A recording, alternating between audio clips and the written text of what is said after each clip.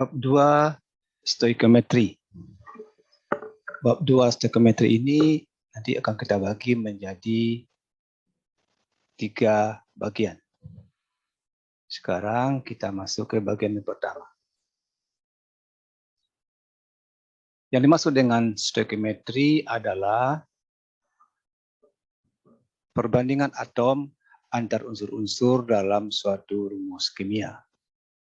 Misalnya, perbandingan atom hidrogen dan oksigen dalam molekul air atau H2O. Di sini dalam setiap molekul air itu terdiri dari 2 atom hidrogen dan 1 atom hidrogen. Dan ini berlaku untuk semua air. Kata stoikiometri ini berasal dari bahasa Yunani, yaitu stoikion yang artinya unsur dan metrion yang berarti mengukur. Penemunya adalah Jeremias Benjamin Richter. Inilah orang yang pertama sekali meletakkan prinsip-prinsip dasar dari stoikiometri. Setelah Anda mempelajari topik bahasan stoikiometri ini, diharapkan Anda mampu menghitung bobot atom dan bobot molekul. Kemudian menghitung mol dan senyawa, menghitung komposisi zat dalam satu senyawa, membedakan rumus empiris dengan rumus molekul, menentukan perbandingan secara stoikiometris tiap-tiap zat dalam persamaan reaksi, menjelaskan jenis-jenis reaksi kimia, menghitung secara kuantitatif zat-zat yang terlibat dalam reaksi, dan menentukan reaksi pembatas.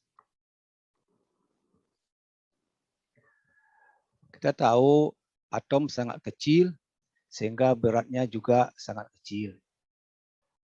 Sehingga kita sukar membandingkannya dengan benda-benda yang lain. Tapi sekarang sudah bisa diketahui berat atom sesungguhnya dengan alat spektrograf massa. Kita lihat tiga contoh bobot atom. Atom hidrogen bobotnya 1,67 kali 10 pangkat min 24 gram. Bobot atom karbon 19,9 kali 10 pangkat min 24 gram.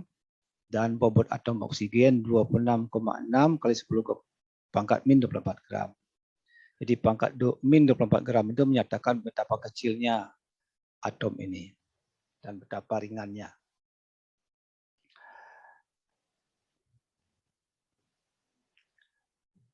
Karena angkanya sangat kecil, maka para ahli mencoba membuat bobot atom yang lebih besar. Pengertiannya dengan angka yang lebih besar, itu dengan cara menghitung bobot atom relatif. Jadi bobot atom relatif ini adalah bobot atom yang dibandingkan dengan bobot atom yang lain. Jadi bukan merupakan bobot atom yang sebenarnya. Nah, kita lihat contohnya.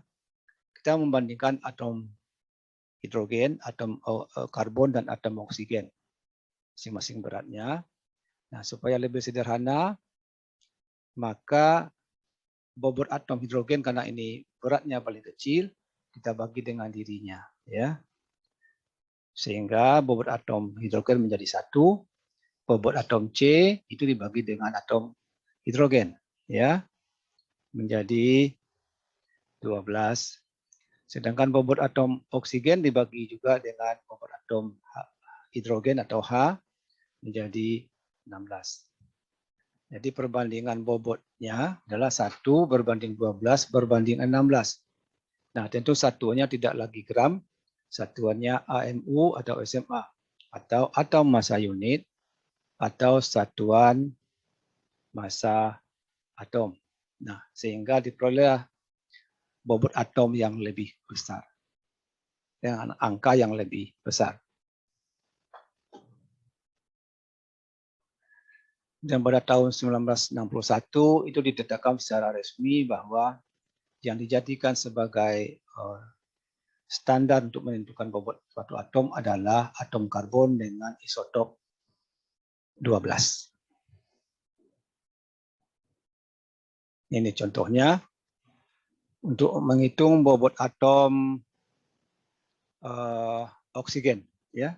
Jadi bobot atom oksigen harusnya di sini massa atom oksigen sebenarnya di sini, ya.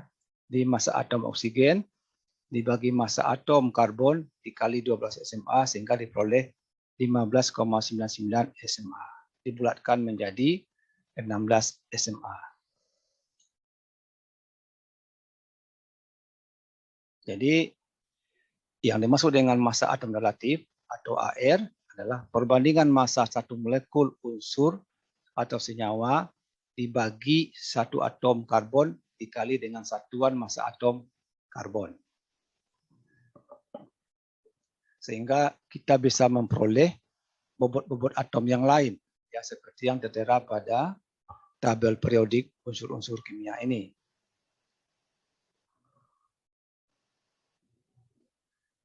Selanjutnya massa molekul relatif. Jadi molekul gabungan dari beberapa atom, ya. Ada unsur. Contohnya C4 ini terdiri dari atom karbon dan hidrogen, 4 hidrogen, ya. Jadi bobotnya adalah atau massa molekul relatif dari C4 adalah, kita jumlahkan saja, atom karbon jumlahnya 1, nah, kemudian atom H4, jadi massa atom relatif karbon ditambah dengan 4 dikali massa atom massa atom relatif hidrogen. Jadi 12 ditambah 4 kali 1, 4 sama ditambahkan jadi 16 SMA. Jadi massa molekul relatif C4 atau metana 16 SMA. Contoh berikut H2SO4 ini terdiri dari 2 hidrogen, 1 S dan 4 oksigen. Nah, jadi massa atom hidrogen 1 jumlahnya 2 dikali 2. Massa atom belerang sulfida 32 jumlahnya 1 dikali 32. Oksigen 16 atau 15,99 di sini jumlahnya 4 dikali 4. Nah, sekarang kita jumlahkan sehingga massa molekul relatif dari H2SO4 98,07 SMA. Dengan cara yang sama kita bisa menentukan massa molekul relatif dari senyawa-senyawa yang lain.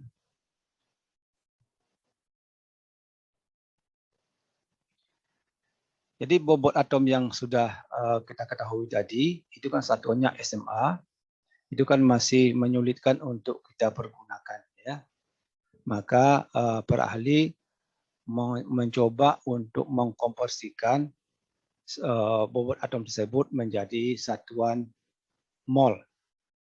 Nah, yang dimaksud dengan mol atau 1 mol suatu zat adalah setara, ya, atau sebanyak dengan 12 gram atom karbon 12.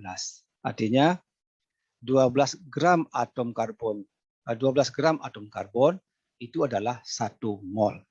Nah, berapa 1 mol yang lain? Nah, itu kan dibandingkan dengan atom karbon C12 ini.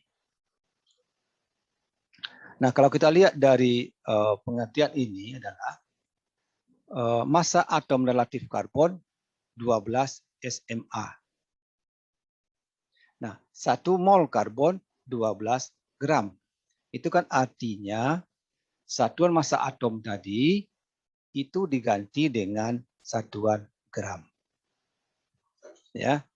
1 mol karbon 12 gram, massa atom relatif karbon 12 SMA, ya. Jadi untuk menentukan mol-mol yang lain ya berdasarkan dari massa atom relatif atau massa molekul relatifnya. Nah,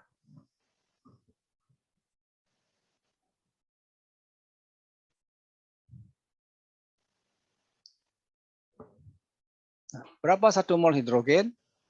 Ya, 1 gram karena massa atom relatif hidrogen 1.